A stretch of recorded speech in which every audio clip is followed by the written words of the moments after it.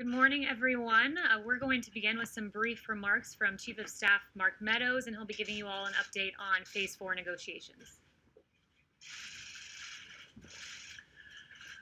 Good morning. As you know, over the last several days, we've been having conversations on Capitol Hill, Secretary Mnuchin and myself, with Democrat and Republican leaders, both in the House and the Senate. Last night, we concluded a meeting with Senator Schumer and Speaker Pelosi a little bit before 10 o'clock.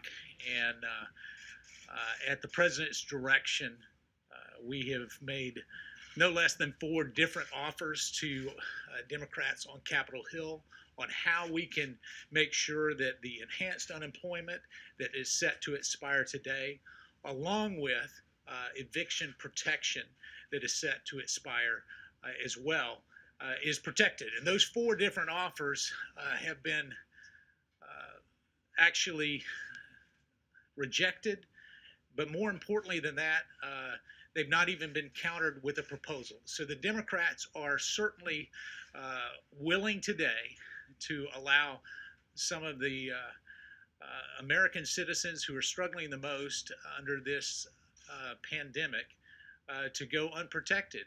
And the President has been very clear for us to be aggressive and forward-leaning to make sure that they get protected. And yet what we're seeing is politics as usual from Democrats up on Capitol Hill. It surprises me that when we talk about compassion and caring about those that truly are in need, that a temporary solution to make sure that unemployment, enhanced unemployment continues, has been rejected not once but multiple times. The Democrats believe that they have all the cards on their side, and they're willing to play those cards at the expense of those that are hurting. And we'll continue on with additional discussions today with Senator Schumer and Speaker Pelosi, perhaps an in-person meeting tomorrow on Capitol Hill as we stay engaged. But I'm disappointed in what we've experienced over the last 3 days, and I want to stress that the Democrats have made 0 offers over the last 3 days, 0. And so in a spirit of compromise, the President has sent us back not once, not twice, but 3 different times to try to find some common ground. And what we found from our Democrat negotiators is that they are bumping the price higher than the very bill that they passed out of the House several weeks ago. And to give you a particular example of that is in their HEROES bill, they have $100 billion for schools. We matched that offer and actually put forth a proposal for $105 billion for schools for K through 12 and higher institutions. And yet, what did they say to that? Oh no, that was 2 months ago. We want to increase the amount of money that we send to schools to $400 billion. We're going in the wrong direction. They're going in the wrong direction because of partisan politics. It is very disappointing. And so we call on Capitol Hill to get serious about their negotiations. The President is serious about the negotiations. We're willing to engage. As you know, Leader McConnell yesterday put forth a 1-week extension at the current levels for enhanced unemployment. And what did we see? Senator Schumer objected to that. So there's no clearer message that the American people should receive other than the fact that the Democrats are willing to play politics at a critical time in our nation's very dire circumstances as we deal with this pandemic. So I wanted to give you that brief update so that you could have it straight from the negotiations as they've happened over the last 3 days. And as we work, I'm going to turn it over to the press secretary, and I think she's prepared to answer all the questions. Liability insurance, is that a red line for you guys? McConnell said it was. Thank you, guys. I think she'll address that. I'll take your questions in just a moment. The chief has to run to a meeting. But earlier this week, I just wanted to start off with an overview of what we've been doing on COVID. President Trump visited the great state of North Carolina to highlight the important work being done as part of Operation Warp Speed. And thanks to President Trump's leadership, the Trump administration has made substantial investments, including investing in multiple vaccine candidates, with several entering phase 3 clinical trials, including AstraZeneca, Moderna, and Pfizer, providing financial infrastructure for mass manufacturing of potential vaccines, guaranteeing doses of a vaccine will be available for distribution shortly after approval. The race for a coronavirus vaccine is truly moving at warp speed under President Trump. In addition, President Trump is leading on therapeutics. Over 140 clinical trials are now underway. Remdesivir, dexamethasone, convalescent plasma, and monoclonal antibody treatments. Yesterday, President Trump visited the American Red Cross headquarters to hold a roundtable on donating plasma. This initiative will empower Americans to help their fellow Americans in battling the virus. These critical investments in a coronavirus vaccine are due to the fact that we have a businessman in the White House. And according to the Wall Street Journal, quote, Democrats blame the U.S. case surge on inadequate testing and contact tracing, but the U.S. has averaged 2 to 3 times more tests per capita than most European and Asian countries. Indeed, we've done more than 59 million tests, with India at number 2 with just about 14 million tests, so quite a difference there. Arizona, California, Florida, and Texas all were doing more tests per capita when they lifted their lockdowns, more per capita than Germany, Spain, France, and South Korea have averaged. The U.S. is the undisputed world leader in testing, and on top of the more than 59 million tests that we've done, the FDA has authorized more than 193 tests under emergency use authorizations, including molecular and antibody tests. Under the leadership of President Trump, the U.S. is leading the world in safe and effective therapeutics and the rapid development of a potential vaccine. Together, as one American people, we will defeat the invisible enemy. And with that, I will take questions. Paula. Kaylee, thank you. On Mark's comments about how it's Democrats who won't compromise, Democrats came up with a plan 2 months ago. The Republican plan was just presented on Monday, and in that time, the president has contradicted the Republican plan on the amount of stimulus checks, on student loans.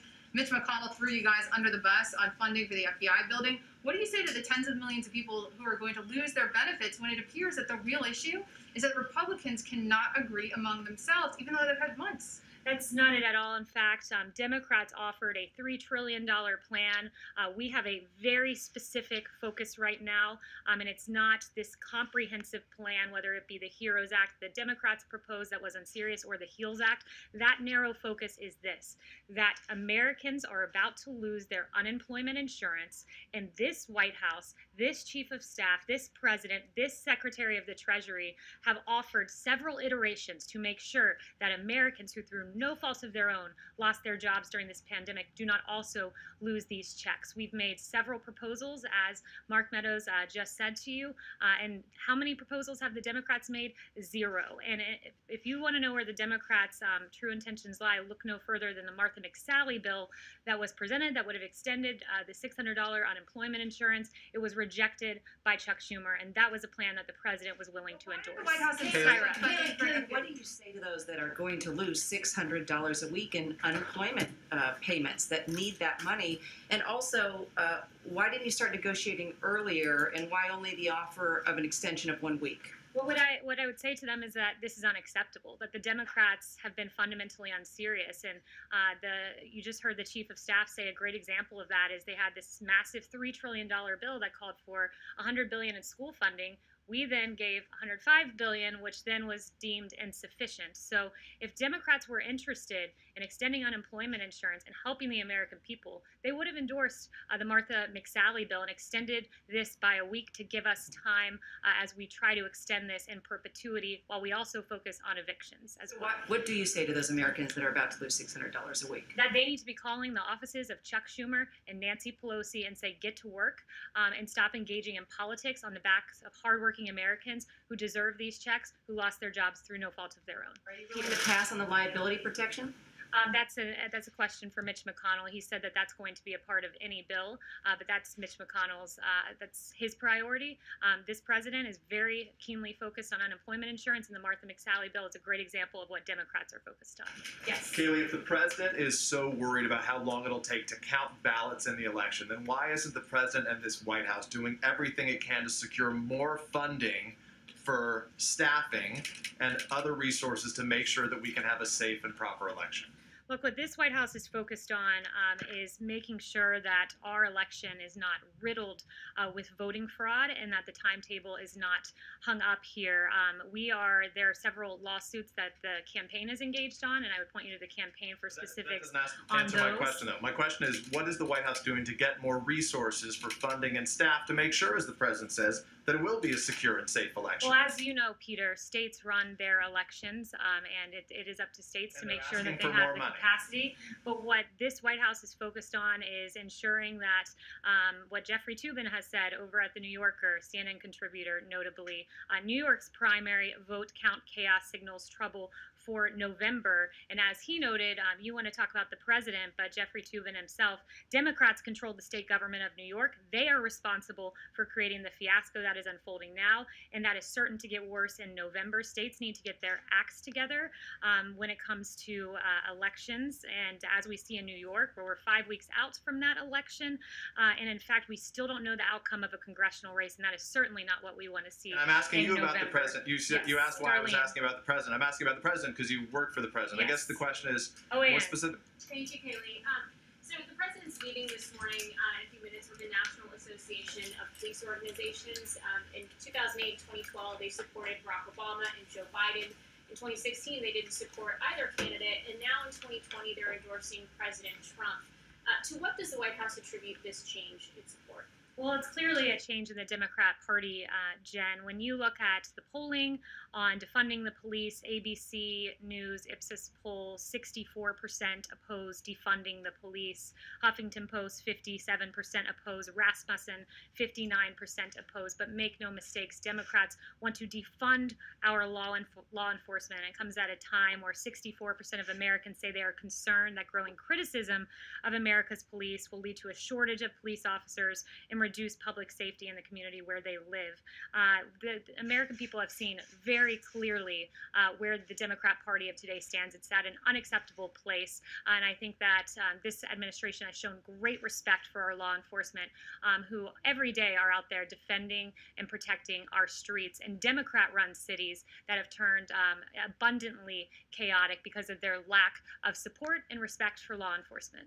Darlene. Can you explain why the White House did not counter with a comprehensive plan of its own? You said the White House was focused on two things, the unemployment insurance and evictions. Why not have a more comprehensive proposal to counter what the Democrats have put on the table? So I've walked through at this podium the more comprehensive plan that this White House was hoping to see, and our priorities like tax rebates, unemployment benefits, enhanced hiring and retention payroll credits, workplace tax credits, restaurant donations, and others. Those are all part of the HEALS Act. So there is a comprehensive plan that was put forward by Republicans on the Hill with several White House priorities in it. But right now, at this day, at this moment, our focus is making sure that Americans who have lost their jobs get their paychecks. It's why, as you heard the Chief of Staff say, we've made 4 proposals. Democrats have made precisely 0. Jen. About the nomination of General Tata, is the White House still behind that? The president still supports General Tata. Yes. Kaylee, so is there anything that you agree with on the Democrats after all these negotiations? Are there any points of unity so far? Well, look, they've presented 0 plans. So we've presented 4, they've presented 0. So do we agree with them? It seems that they don't agree with us. The White House supports unemployment insurance benefits. The White House supports ensuring Americans don't get evicted. But what do the Democrats support? What do they stand for? So far, they've offered 0, nothing, except rejecting Martha McSally's bill to ensure that those who are receiving those checks continue receiving them. Is there an upper limit, Kaylee, for the amount that you're willing to go to? Has the White House decided on some sort of a cap for how much you're willing to spend this round? Not that I'm aware of. The president has said, he wants to make sure money gets to the American people. Yes. The Trump administration wants $377 million in the coronavirus relief bill for the the long-delayed modernization of the West Wing. How is that a priority in terms of the coronavirus pandemic? You guys talk about priorities. You had the FBI bill, which doesn't seem to have much support from Capitol Hill as well. So two things, and I'm glad you asked that because I do want to give you some details about those two items in particular. When it comes to the FBI building, this has been a long discussed issue. I would note that the three previous COVID bills that have been passed had plenty of other things in them that were not related to COVID. One of those examples is the Harbor Maintenance Trust Fund. This is not a red line for us. It was a part of the initial bill, but it is certainly not a red line. The priority, as I've said several times so far, is unemployment insurance, making sure Americans do not get evicted. And then as it pertains to White House renovations, many of those pertain to safety protocols, filtration systems, enhanced communication ability, and needs that we saw that were highlighted during the pandemic. But make no mistake, a $377 million proposal will not stand in the way of ensuring that the American people get their checks. That is the priority, ensuring that Americans do not get evicted. That is our number one, number two goals. Yes. Thank you, Kaylee. I just wanted to confirm reports that Mark Meadows actually made an offer to extend unemployment insurance by 4 months. I haven't spoken to him on that precise proposal, but as he's mentioned, there were 4 that were made. Maybe a follow-up question then. I want to change gears and talk to you about Twitter. We reported yesterday that the Israeli government wrote to Twitter's CEO asking him to remove tweets from Iran's supreme leader, Ayatollah Khamenei, calling for the genocide of the Israeli people. The company refused to do that because they said that the tweets were, quote, comments on current affairs.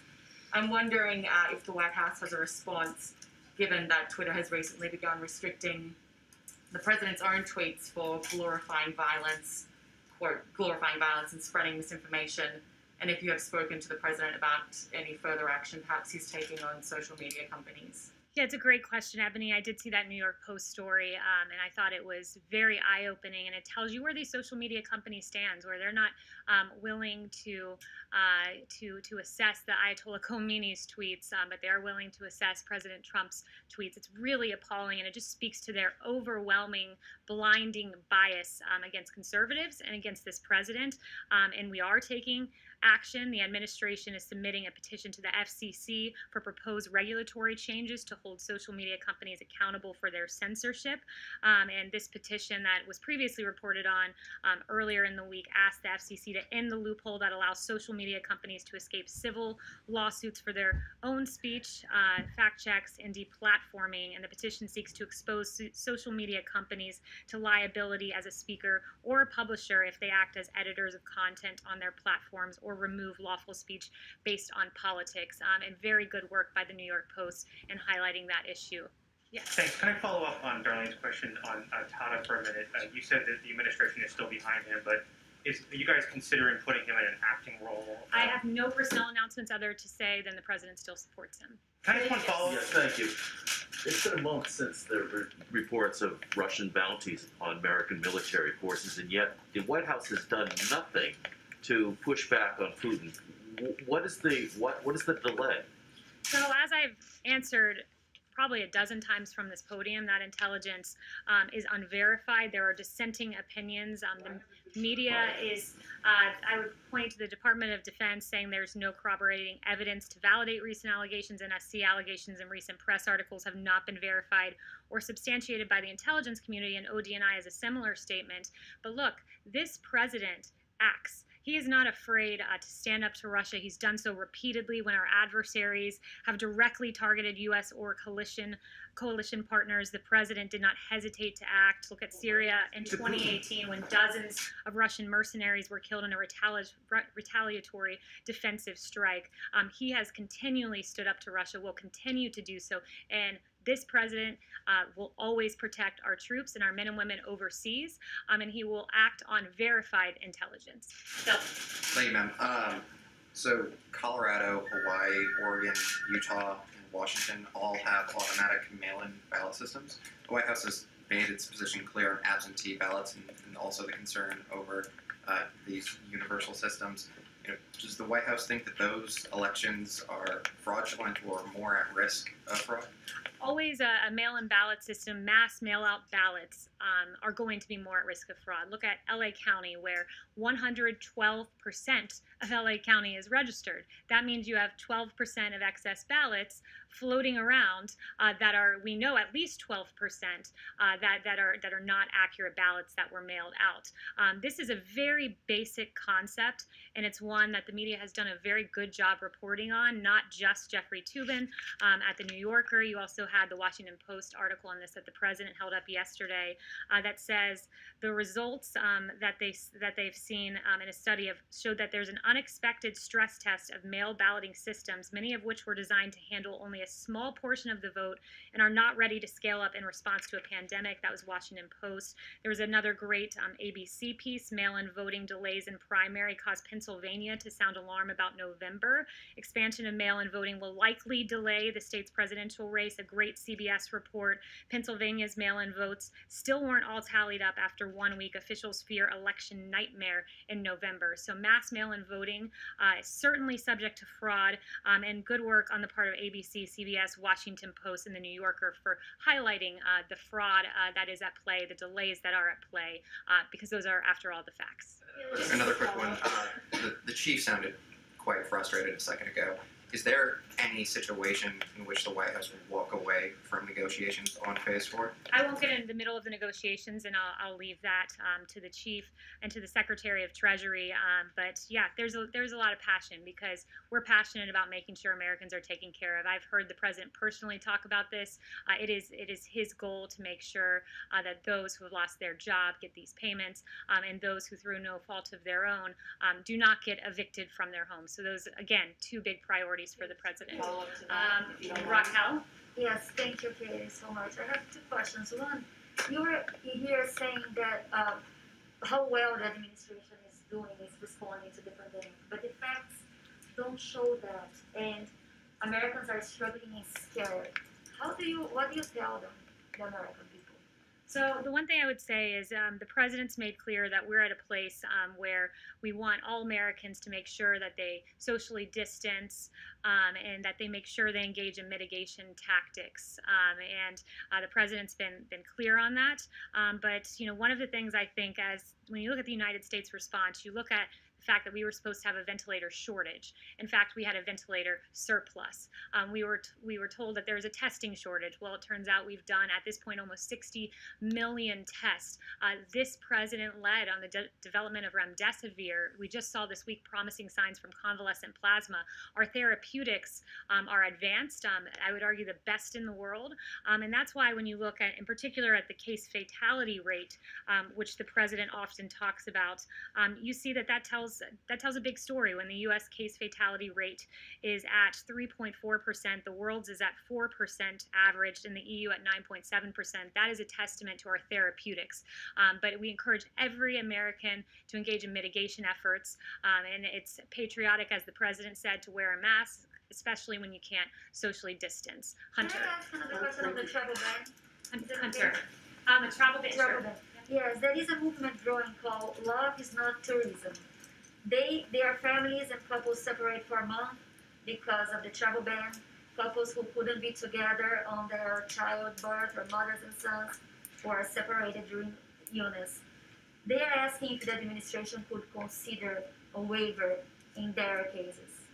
I haven't spoken to the president about those specific cases, but this president will always put America first. This president put in place the travel bans to protect American lives, and they've done that. Dr. Fauci acknowledging that the travel bans have saved American lives, and that is our goal at this moment. Hunter. Thank you, Kaylee. Two quick questions for you. Herman Cain passed away yesterday, and obviously he had tested positive for COVID 9 days after attending the president's rally in Tulsa. Officials there have connected the rally to a spike in cases. Is there any concern that Herman Cain may have contracted coronavirus at the president's rally? And is the task force doing any follow-up to track other potential cases from that event? Look, Herman Cain is the absolute embodiment of the American dream. we are grieved and we are very saddened by his passing. He was raised in Atlanta, Georgia, on a small farm. He left with just the clothes on his back. His mother was a housekeeper, and he rose to be an extremely successful businessman and someone who was who contended for the nomination of our party. And I would refer you to a post on Herman Cain's website, and he says, I realize, or his website rather, I realize people will speculate about the Tulsa rally, but Herman did a lot of traveling the past week. I don't think there's any way to trace this to one specific contact that caused the infection. We'll never know. So that, and I will not politicize Herman Cain's passing, and I would just note the great contributions he's made to our society. We'll always remember him, and his legacy will stand. And then just a follow-up on another point. Obviously, the president's tweet yesterday seemed to float the idea of delaying the election. He later said, he supports no date change whatsoever. Given a little bit of the ambiguity and confusion there, can you just state unequivocally whether or not the White House wants to see the date changed and state 100% that that is not something that you support? The president answered this 3 times yesterday. He said, I want the date more than anyone. I don't want to delay. I want to have the election. And in a local interview he did, he said, no one wants the date of the election more than me, because he believes November 3rd will be a moment where the American people acknowledge the great successes of this administration. Yes. Okay, thank you. Does the president support the Chinese-backed Hong Kong government in delaying their elections? Yeah, so I do have an answer for you on the Hong Kong elections. We condemn the Hong Kong government's decision to postpone for 1 year its legislative council elections and to disqualify opposition candidates. This action undermines the democratic processes and freedoms that have underpinned Hong Kong's prosperity, and this is only the most recent in a growing list of broken promises by Beijing, which promised autonomy and freedoms to the Hong Kong people until 2047 in the Sino-British Joint Declaration. I think it's appropriate, as we see this play out on the Hill, this testimony by our doctors, to just acknowledge the real successes and work of this administration. I acknowledge the ventilators, and I talked about testing and just great American industry coming together, the American people coming together and working to get us through this tragic pandemic. And we grieve when even one life is lost. But I do want to point out just the early actions of this administration. When there were 0 reported cases in the United States on January 6th, the CDC issued Wuhan travel notice before any U.S. confirmed cases. But what were Pelosi and Chuck Schumer doing? They were calling on the GOP to support Bolton testifying. 0 reported cases in the United States on January 17th. The CDC implements public health entry screenings at 3 major U.S. airports receiving the greatest volume of Wuhan passengers. What were Democrats doing? Oh, House Democrats were preparing to file their first brief in the sham impeachment inquiry. When there was 1 reported case in the United States on January 21st, CDC activated Emergency Operations Center. What were Democrats doing? Oh, Chuck Schumer was calling for witnesses in the impeachment trial, and Pelosi released a statement criticizing Mitch McConnell for his trial rules. And finally, when there were 7 reported cases in the United States on January 31st, President Trump issued travel restrictions on China and the first mandatory quarantine in more than 50 years. And those travel restrictions saved American lives. But what were Democrats doing? Pelosi was introducing the No Ban Act, which would have imposed undue limitations on the president's authority to restrict entry of aliens into the United States. And what are Chuck Schumer and Nancy Pelosi doing now? Stopping Americans from getting their unemployment insurance. And it's despicable, and it's time for them to come to the negotiating table.